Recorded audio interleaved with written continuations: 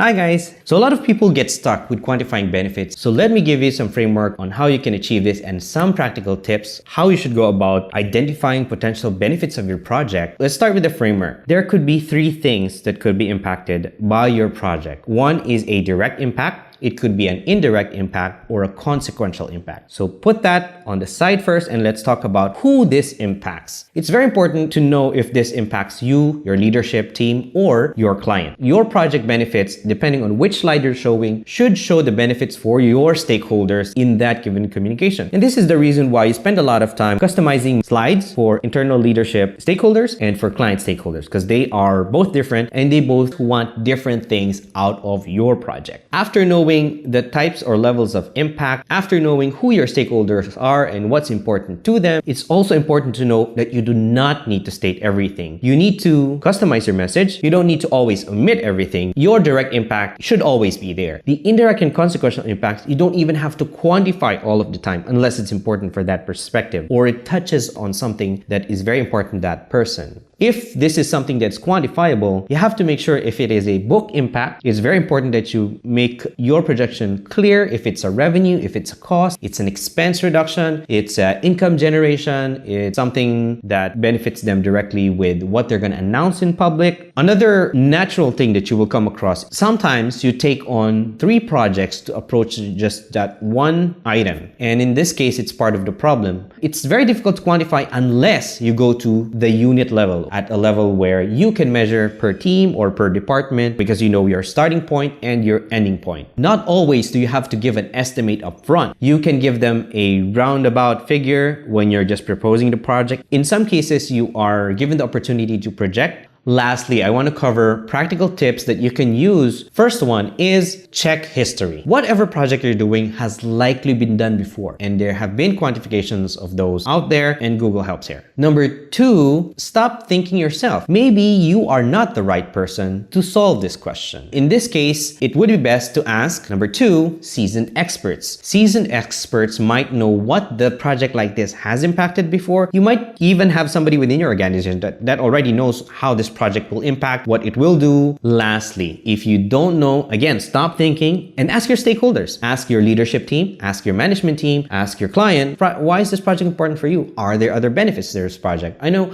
sometimes you want to control the perception of your clients, you want to look good, but sometimes it's just easier to listen. Sometimes it has helped me a lot, cut a lot of work and waste time just shooting down projects that do not have any value. So those are the 3 tips on finding out or helping you identify potential benefits of your project. Thank you for watching today, and if you like this video, go ahead and click and like and subscribe. See you.